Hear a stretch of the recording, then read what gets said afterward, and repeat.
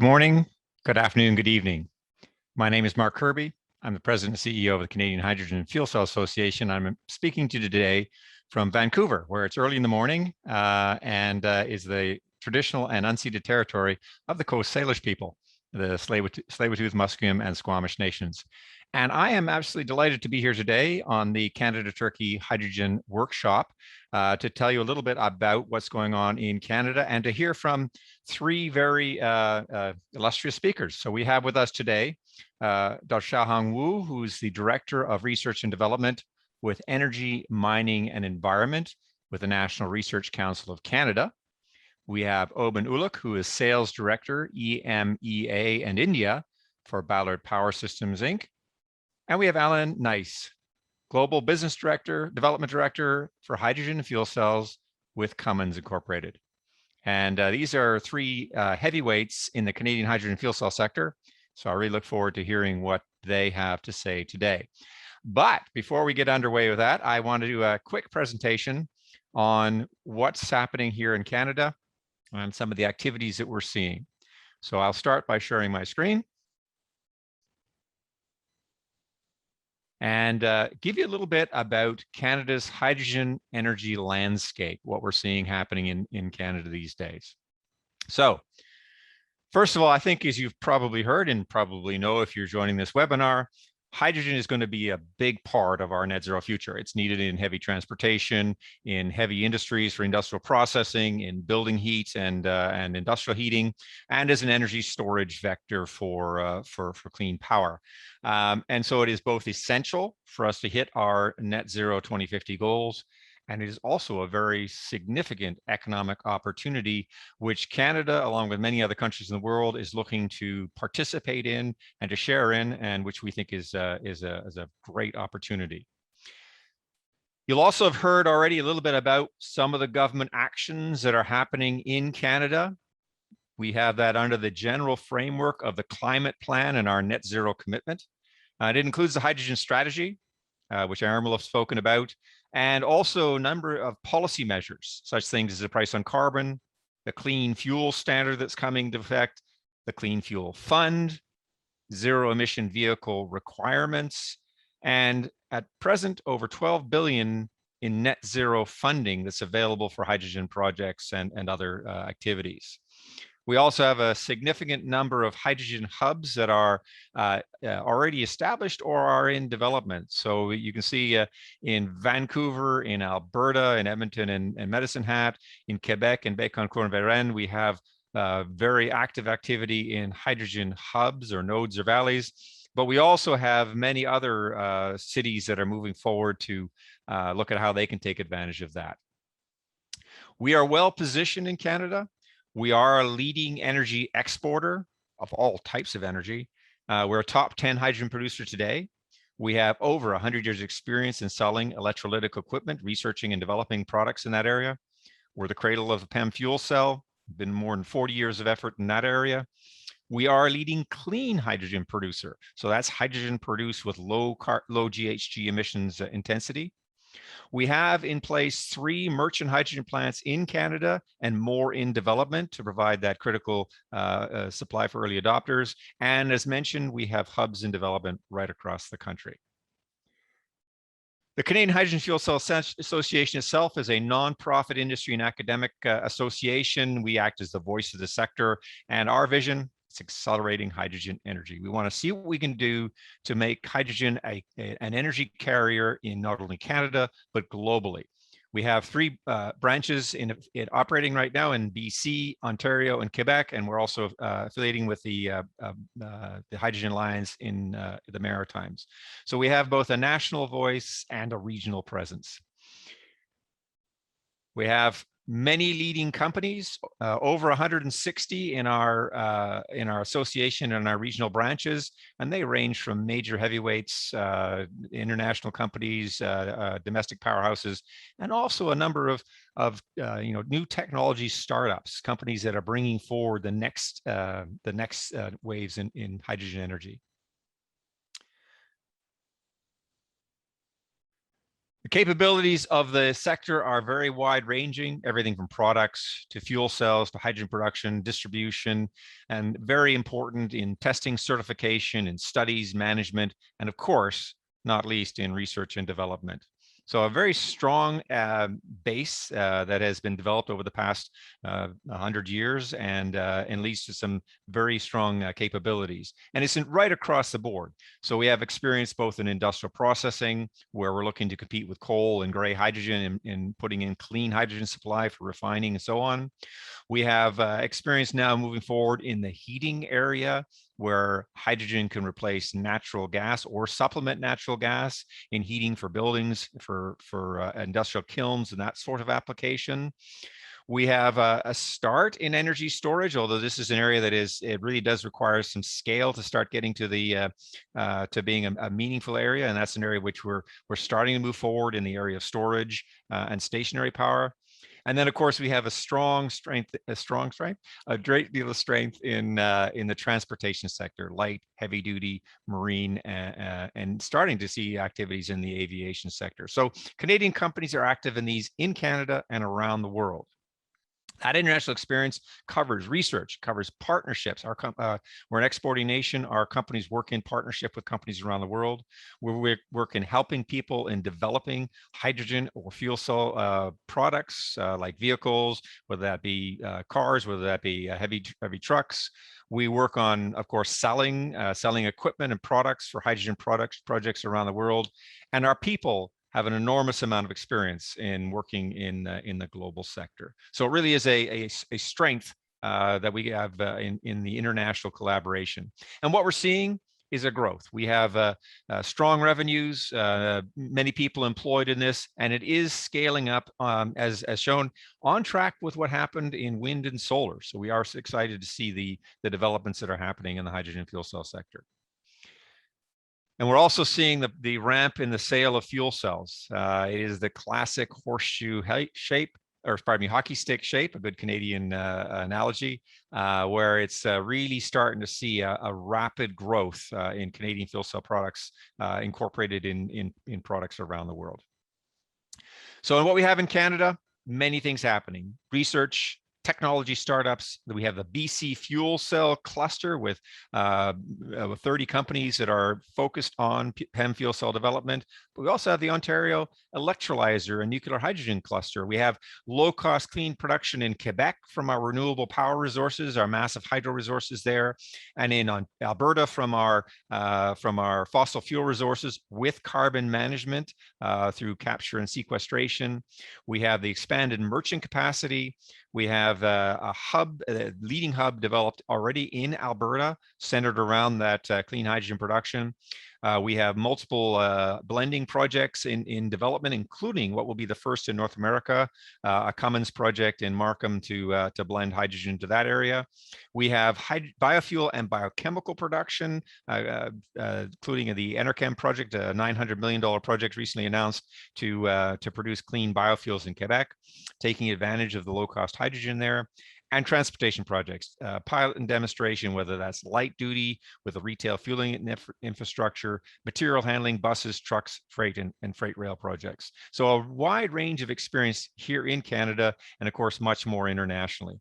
So what we look for and encourage is that if there's interest, please do talk to us. Research demonstration, development of international supply chains, working on events such as this one, looking to invest in clean chemical, biofuel, or mineral production, which are a number of projects moving forward with that, taking advantage of Canada's clean hydrogen.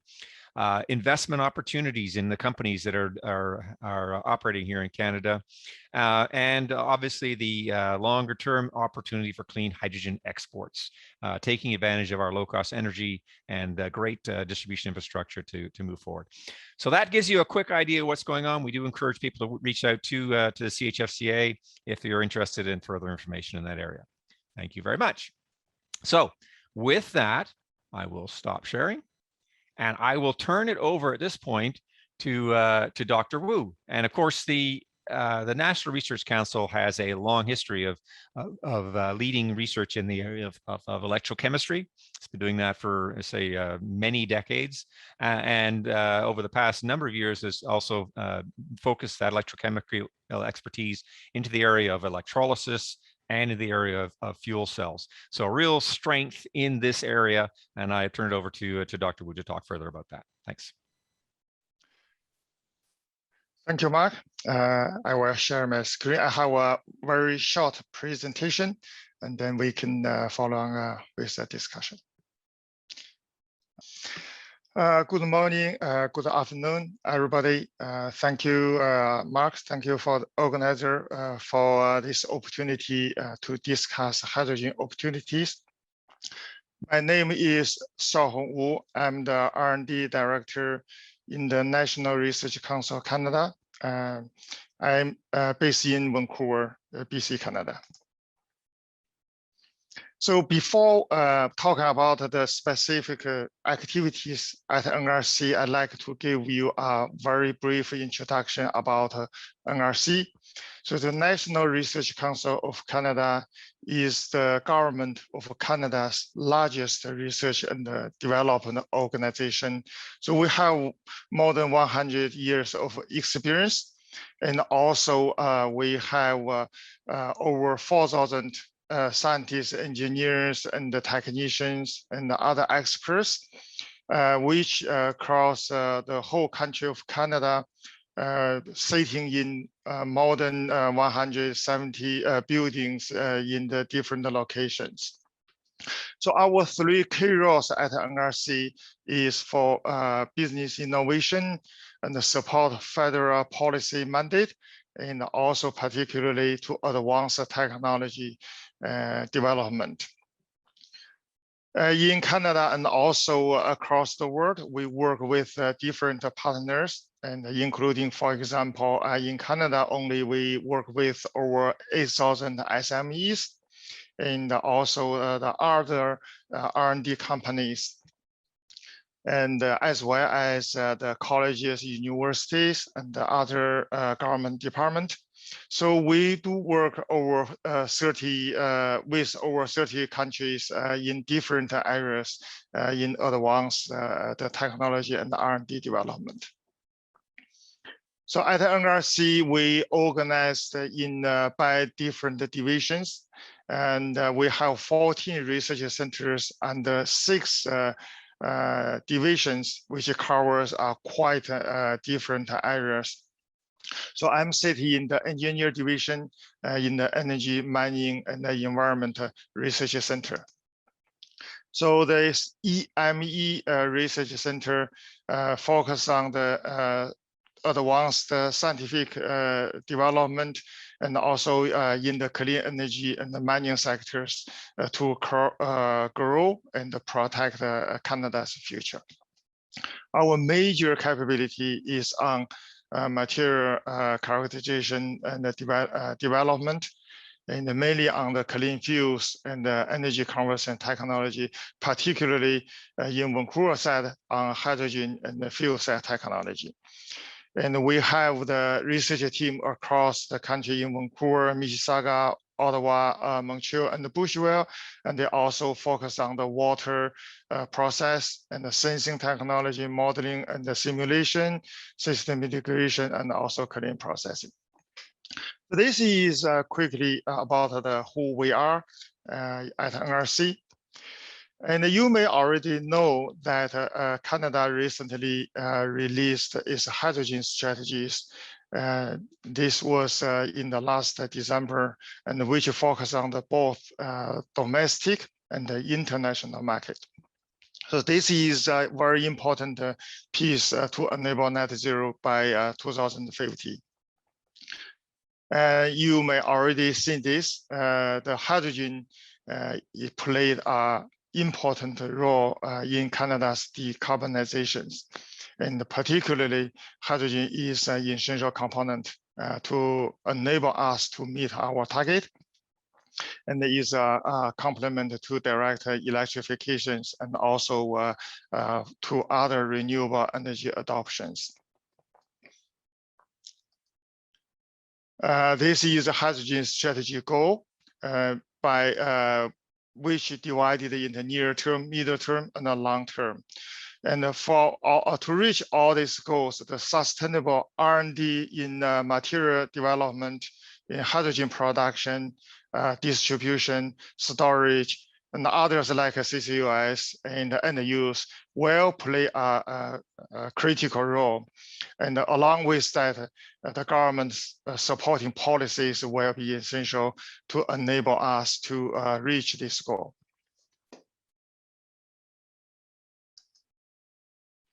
So a few of identified challenges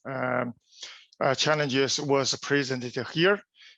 Basically economics and innovation policy, code and standards, availabilities and awareness.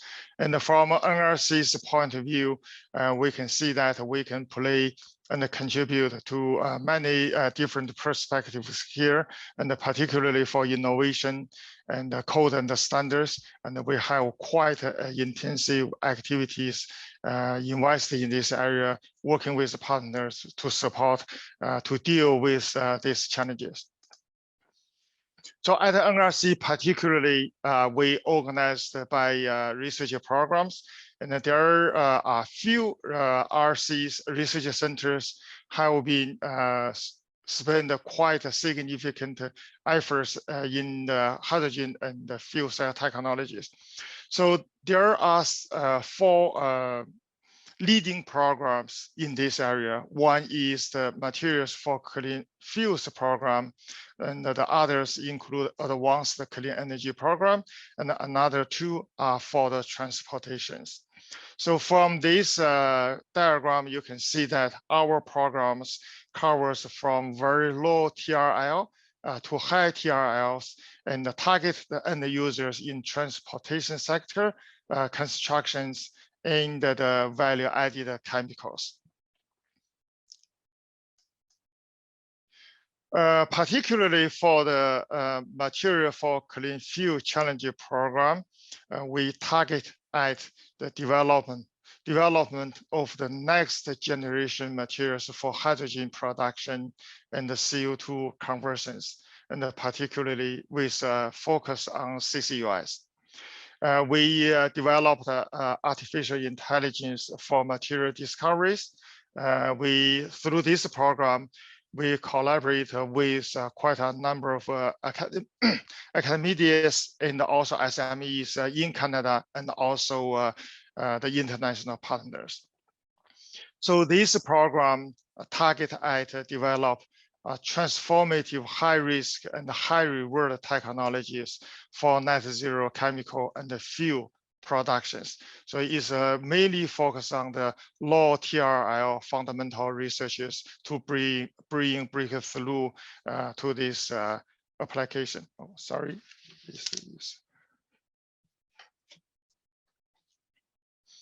And the second program is Advanced Clean Energy program.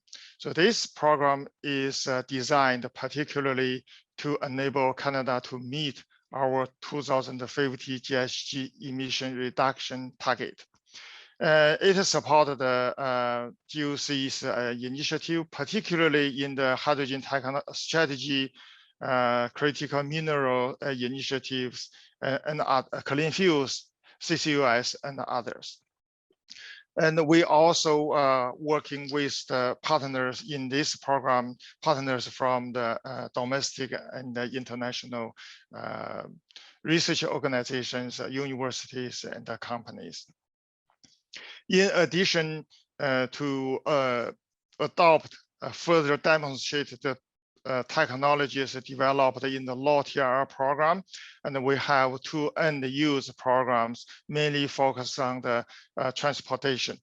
And one is the clean energy efficiency transportation. This is mainly for ground transportation like trains and the cars, and another is low emission aviation. This is mainly working with our aerospace research center to integrate hydrogen battery and the fuel cell technology in the airplane applications. Here are some example projects currently actively happening in our research center, and mainly focus on the hydrogen production, distribution, and the utilization. And the very first one is about the platform for advanced material design for hydrogen electrolyzer, and the CCUS. And the second, another major activities is about the water electrolyzer, and mainly focus on the PEM electrolyzer and EMEA electrolyzer. So in these areas, we work with international partners and target at some challenging technology barriers, like particularly around the membranes and the catalyst. In addition, in NRC, our RCs are leading the activities in the life cycle analysis for hydrogen productions. So currently we are focused on the analysis on different hydrogen production pathways. So another aspect is about for system integration and the demonstration for the early adoptions of hydrogen technology.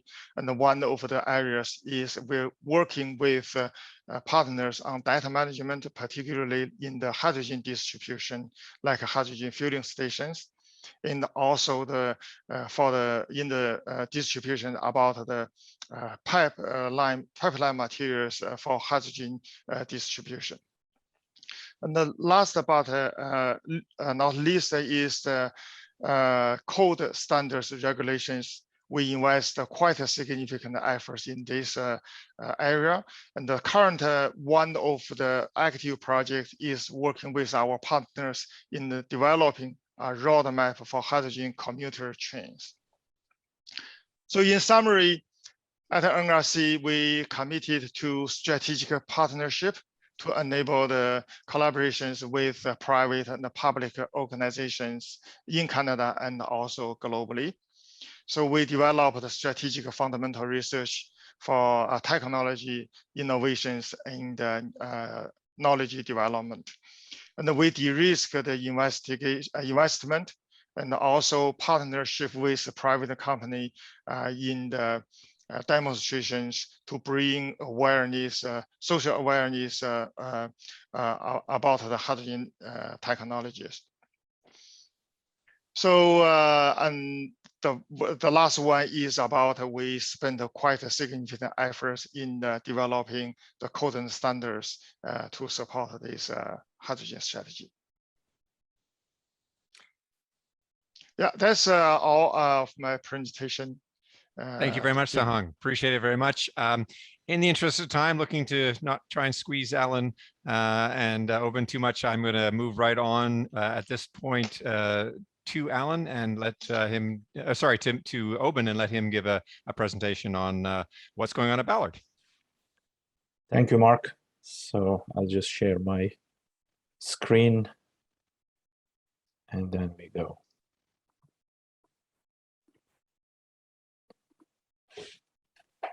Okay, I hope you see my presentation. Good morning for the people in Canada and good afternoon for everyone else in Europe and Turkey. And maybe late good evening for the participants from Asia, if there are any. But my name is Oben Uluc. I'm Director of Sales at Ballard Power Systems for Europe, Middle East, Africa, and India regions. I'm based in Berlin, in Germany, but I'm a born and raised Istanbul child. So in that sense, this event is particularly interesting for me to speak to the people from my homeland. And I'll just touch base briefly upon Ballard, what we do. And then after that, I will move to the future of heavy-duty mobility, which is the topic of today. We will be sharing with you. And I think that's particularly interesting for some of the Turkish companies, being a lot of manufacturers of such vehicles and industry in Turkey. And then we'll touch base why fuel cells and hydrogen make sense for these kind of applications. And then what are the challenges we are facing and what does Ballard do for them? Ballard has been engaged for more than 42 years in fuel cells. This is what we do day to day. And we design fuel cells, we manufacture fuel cells, we sell them, and we maintain them and service them. And on the road application side, there are more than 3,500 heavy-duty vehicles. Some of them are buses, some of them are trucks that made more than 100 million kilometers on the road. So we have quite a bit of experience in these applications, starting from demonstrations to fleets right now. And then in time, as our technology got mature, we started moving into more challenging applications like rail and ships, marine, where we have 6 projects right now globally on the train side, as well as 8 projects on the ship side, various different ships. The main driver of this discussion we are having today is really the regulations that are driving the adoption of, change heavy-duty mobility. So you will hear a lot of buzzwords like ultra low loss or near low loss, near zero emission. But the target is very clear for our industry. It's really zero emission heavy-duty mobility. We are seeing that a lot of low emission zones are being formed, whether it's in Europe, in China, Asia, North America, Canada, everywhere. There are very strict regulations that are coming up. An example from European Union is by 2030, the OEMs have to have 30% less CO emission. In order to do that, they have to dramatically change their powertrain requirements and their fuel, type of fuel. Another example is California, the Advanced Clean Truck Regulation, in a very similar direction. From maritime world, IMO, phasing out basically greenhouse gases by 50% by 2050. This sounds like a long time, but actually it's not long time in terms of powertrain development and vehicle development and vessel development.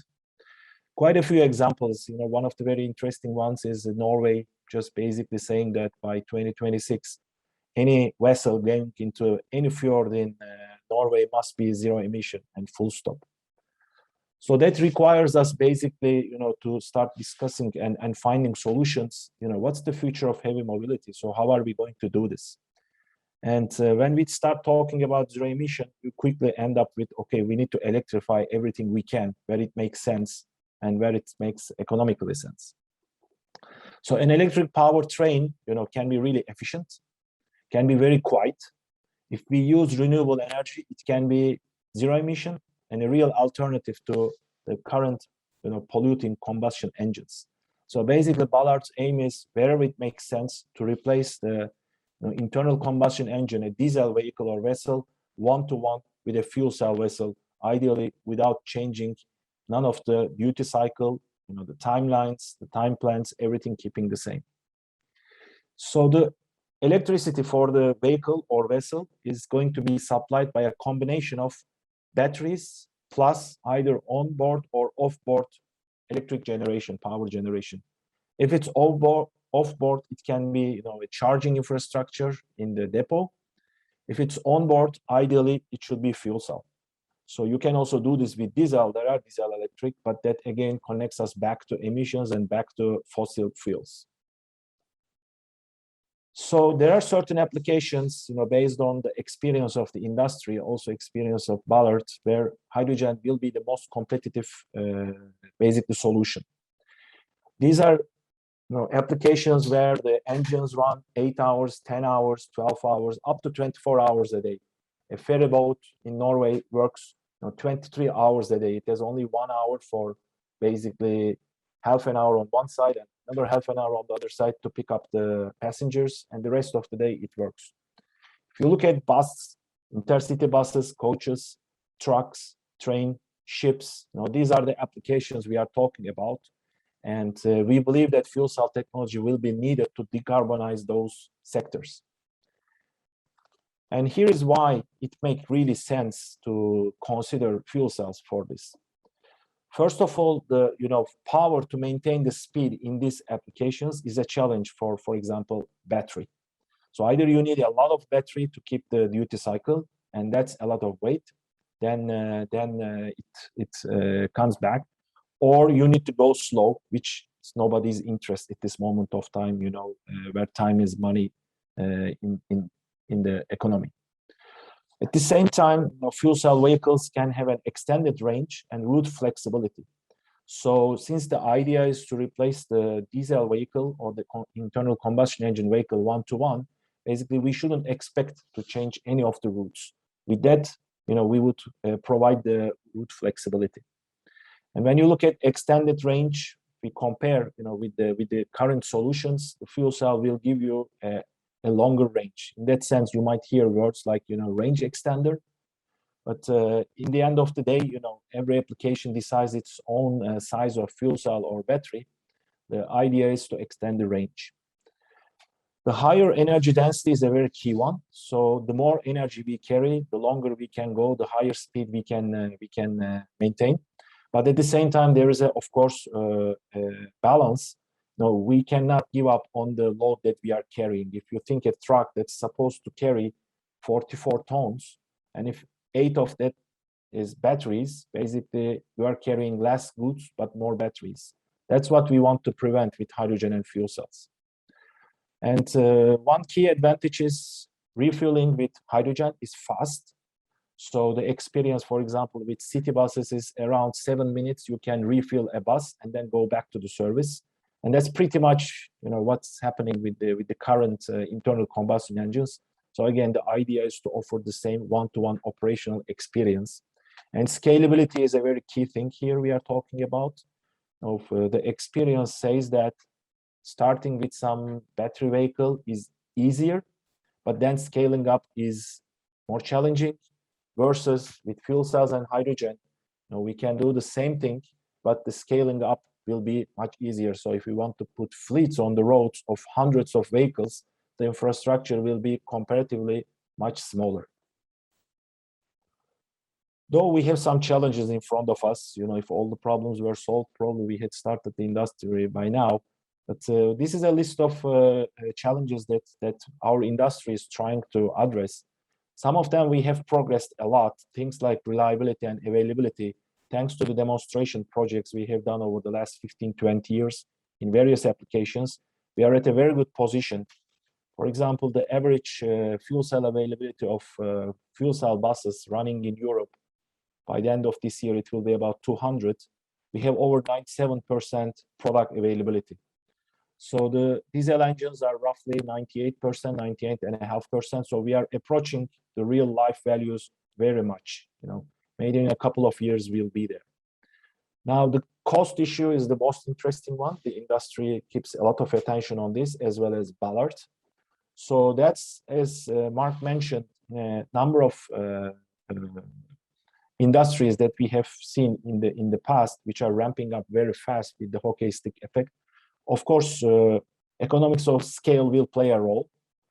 We are finding new ways of manufacturing. Automation is going to help a lot. But at the same time, we are also replacing materials and we are developing new products.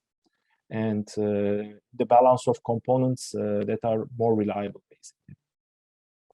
The integration is a challenge also, especially if one company is integrating for the first time fuel cells and batteries. That's where Ballard can help. We have been involved in a lot of integration projects, and our engineering teams can help you with that. And then the last issue is a very interesting one, basically education. A lot of people are, not knowledgeable enough to make those decisions. So we need to, explain to the key stakeholders and decision makers again and again why this makes sense, how it can be done, why it should be done, and also standardize it through certification programs. Again, Ballard has certification programs where we teach our service partners how to maintain the products, how to maintain the fuel cells, and standardize the process through that. This is a chart basically prepared by a couple of different international experienced companies. Two of them we are sharing here, Deloitte Ballard study from 2020 and McKinsey's Path to Hydrogen Competitiveness study that is done by McKinsey for European Union. And the charts say more or less the same thing. And what we are expecting to happen in a, of course, scaled up situation, which considers the vehicle, the propulsion, as well as the infrastructure for fleets. We are seeing scenarios where, within the next 3-4 years, for the same duty cycle, a fuel cell vehicle versus a battery operated vehicle will be actually break even. And looking at the diesel ICE engine, sometime around 2025 to 2030, we will be break even in terms of fuel, in terms of infrastructure, and in terms of operational values. So what does Ballard do to address some of these challenges? In the first place, we are building a lot of partnerships. So electrification is a very big problem, very complicated issue. There are no one size fits all. So we are partnering with the global leaders in their fields to accelerate the adoption of hydrogen and fuel cells. A couple of examples are our strategic partnership with VHI, with Mahle of Germany, with Chart Industries, with Linamar, a lot of different focuses, with Hexagon, Purus, and trying to address challenging issues together. On the supply chain, we have seen a great progress over the last 4 or 5 years. A lot of tier 1 automotive suppliers are getting into the manufacturing of components that we use in fuel cells. So that helped us greatly to increase the reliability and to lower the cost. But at the same time, we are also working on the fuel cell itself, whether it's stack, whether it's production processes like yield improvements, power density. We are reducing some of the platinum amounts that are not anymore required with the advance of the technology, and also looking at different materials to replace the existing ones. So the focus is clear, really, to lower the life cycle cost, extended lifetime.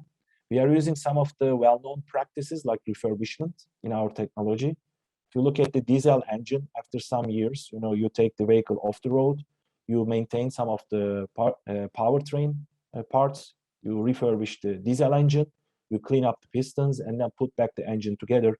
Basically, we are doing the same exercise with fuel cells right now with our own PEM technology. And the idea is to have a improved residual value so that the business case looks more interesting. So that was in a nutshell what we want to share with the participants today from Ballard side, and I'll be happy if you have any questions to answer, and thank for the opportunity to join this event. Thanks very much. And again, in the interest of time, I think we'll move right on at this point to Alan to give a presentation on Cummins. Thanks very much.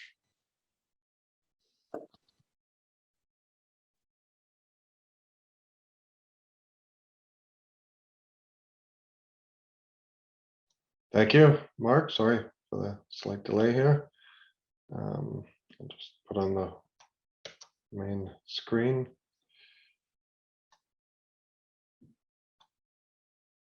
Okay, thank you. I'll just talk a little bit about what Cummins is doing in hydrogen. A lot of you may know we do actually have a very big presence in Turkey. We're the world's largest heavy-duty engine supplier globally by far, Fortune 300 company, and thus with an acquisition of a company called Hydrogenics have inherited a long history of over 70 years in the hydrogen business. Today, we've headquartered what we call our New Power organization in Toronto, in Canada, where we develop our fuel cell and electrolysis solutions out of various facilities in the Toronto area. This is where we are globally. With these large investments, of course, we have to go global.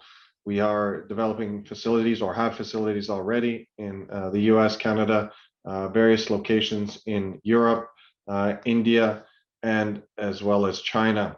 We will continue to expand that. And Cummins, as an organization with close to 65,000 employees, we have a lot of leverage to use those existing facilities as well to expand our presence with energy transition towards the hydrogen economy. In terms of specifics on hydrogen in electrolysis, we've deployed more systems than any company globally with over 1,500 systems over the last 70 years. Fuel cells, we've got 25 years of experience, over 3,000 systems. And we believe leveraging also the Cummins network globally has given us an ability to scale up and be a very good supplier and a logical supplier if you're looking at hydrogen technologies.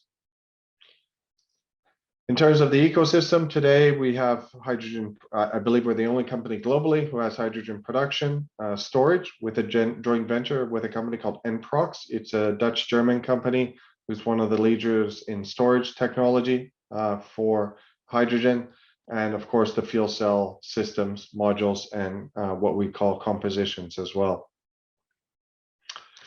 A lot of companies globally have looked towards hydrogen and try to understand it, become involved, set up partnerships. And for instance, we've developed now some key partnerships. In Spain, we inaugurated the world's largest electrolyzer factory recently, and also developed a partnership with Iberdrola, the world's second largest renewable energy company, to develop a 230 megawatt electrolyzer plant. We will be deploying 2,000 trucks with Air Products to convert their fleet from fossil fuel technology to fuel cells. In ammonia, we have a global agreement with KBR for production of hydrogen in the ammonia ecosystem.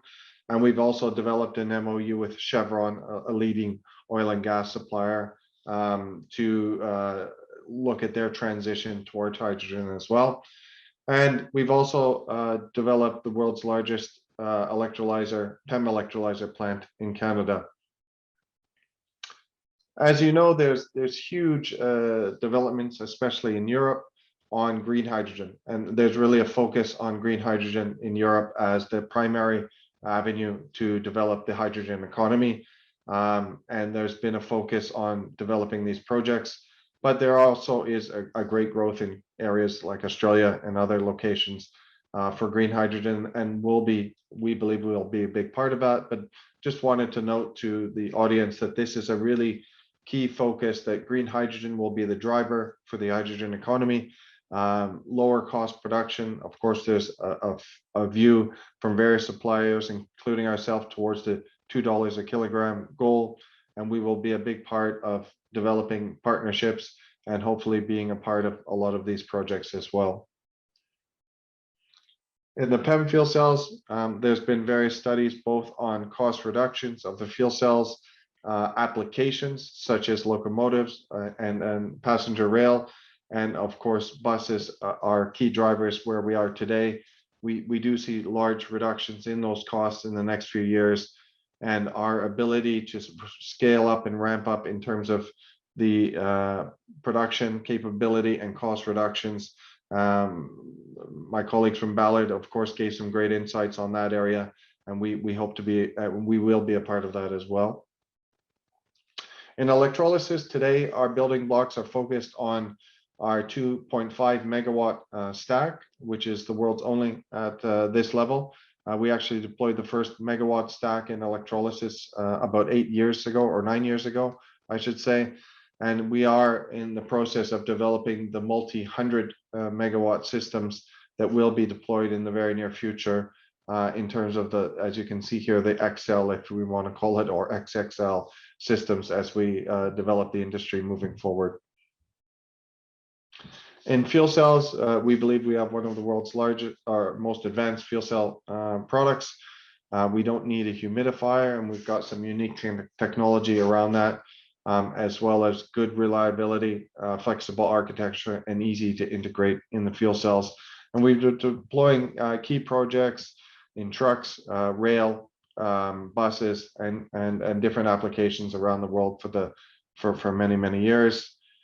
Here's a little bit of a summary of some of the key products, such as stationary power, packaged fuel cells, mobility power, applications, implementation. And one of the key differentiators, we believe, is the service and support network that we have globally within the Cummins organization that has had a 100-year history in developing service and support networks around the world.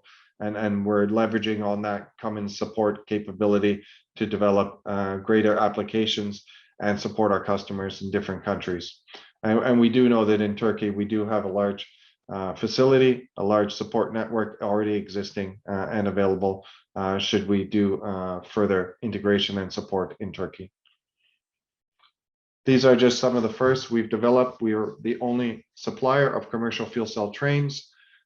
We developed the world's first actually small plane demonstrator. The world's first major power to gas projects were developed by us in Germany. And as I mentioned, the world's only large scale PEM electrolysis plant has been developed by us. We've got the first fuel cell commercial ferry running in San Francisco already, and the world's largest megawatt PEM fuel cell that ran 24/7 in Korea. And that was all developed at our headquarters in Toronto.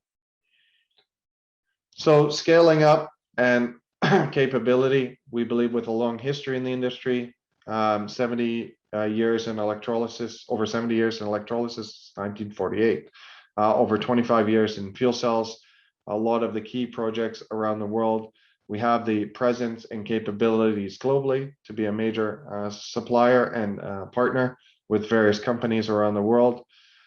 Today, our chairman of Cummins is the co-chair of the Hydrogen Council, which is the largest lobbying group for hydrogen globally.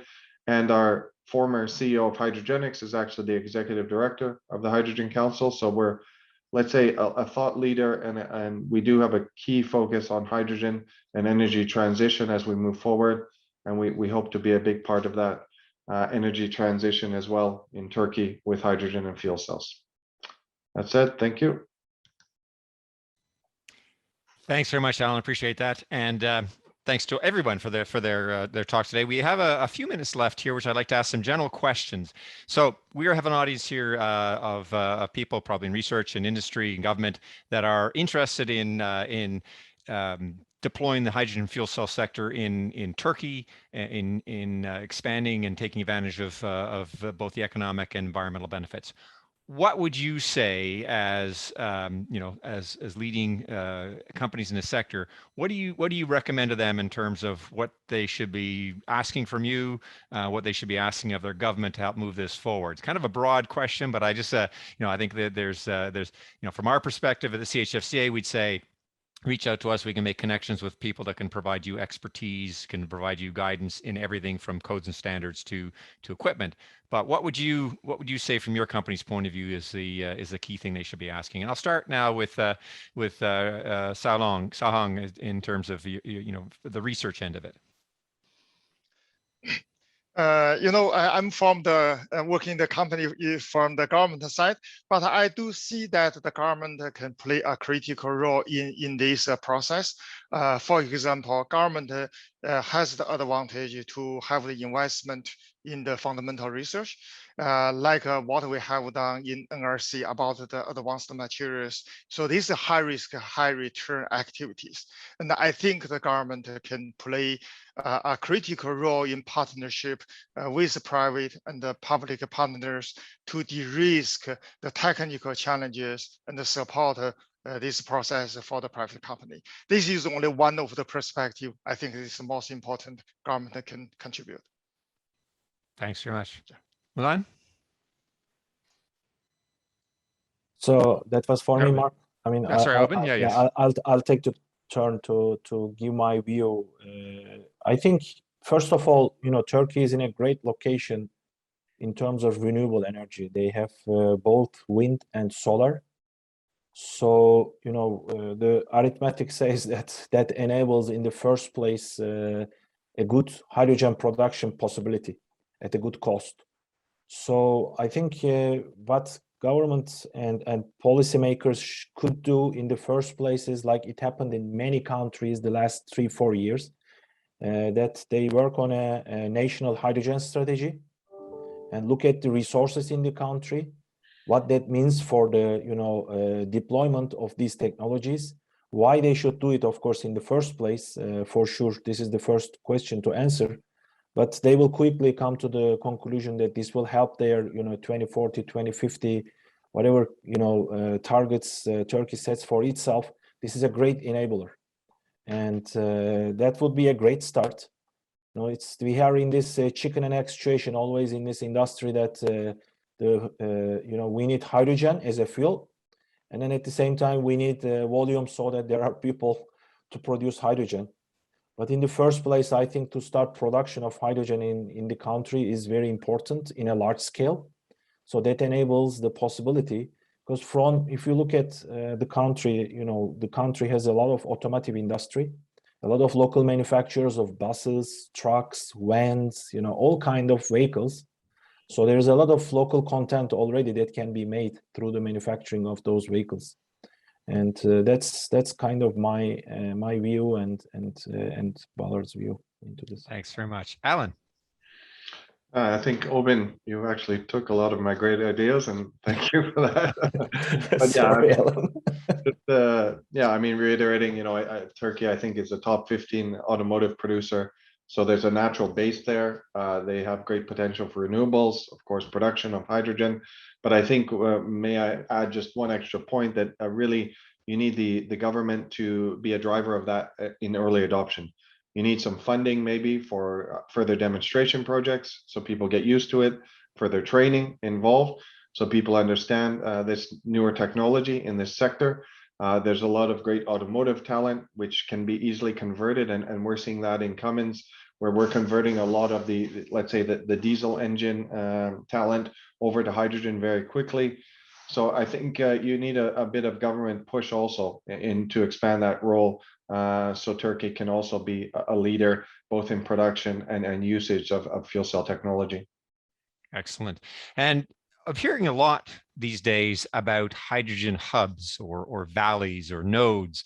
And as we understand, that's where you're looking to consolidate applications, whether those are industrial applications, industrial processing, heating, transportation applications, around a common source of low-cost clean hydrogen. And that's being talked about in a number of countries, including here in Canada, as a key way to get the economics that are needed, as a key way to attract deployments, to build skills, et cetera. Can you talk as to what your experience has been around the world and your thoughts on the whole concept of focusing on hubs? And I'll start in reverse order. We'll go with Alan first. Well, when you look at the infrastructure you're going to deploy, you want to have greater utilization. So what we've seen in some countries, it's been of a challenge. For instance, I'll be fairly blunt. In Japan, they deployed a lot of stations, but not a lot of vehicles are running. So we strongly believe that deploying large-scale fleets, if you want to call it hubs, where you have larger stations available to power heavy-duty applications, would probably be the most logical way to start out.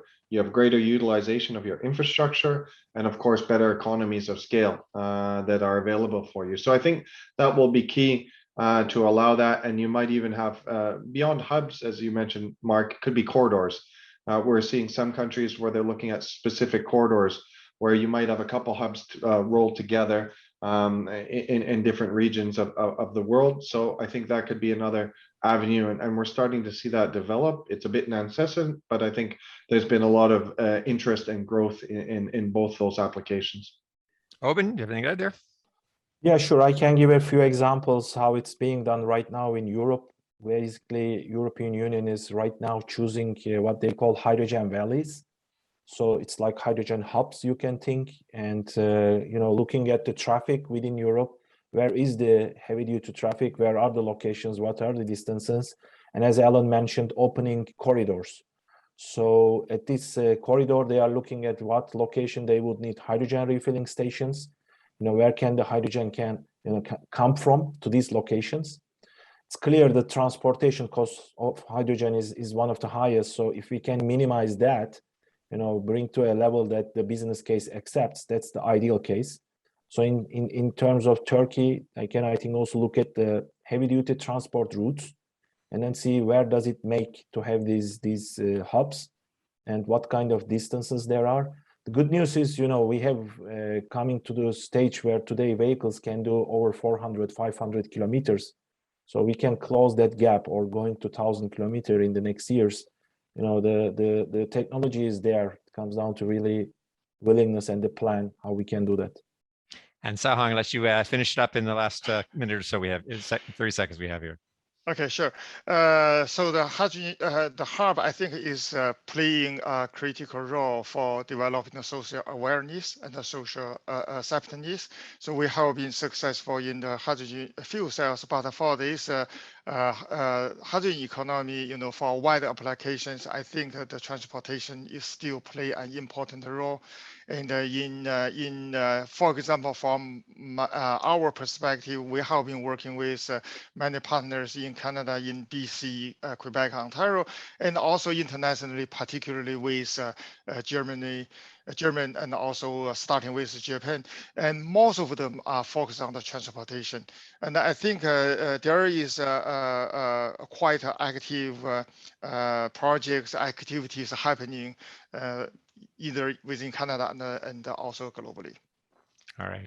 I think that's all the time we have today. I do appreciate very much the comments from the speakers today. Thank you very much. And I also appreciate the opportunity to participate in this session. And again, we do encourage people to reach out with your questions and with your inquiries. We're happy to make those connections as required. So with that, I will turn it back over to the session chairs, and we will we'll say thank you very much, and hopefully talk to you again. Bye for now.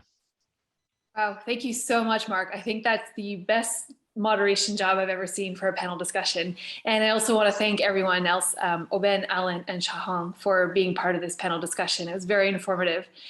So if there are additional questions, please feel free. I mentioned in the previous session that my email address is on the website. Please feel free to email me, and I'll be sure to disseminate these questions to all the panelists.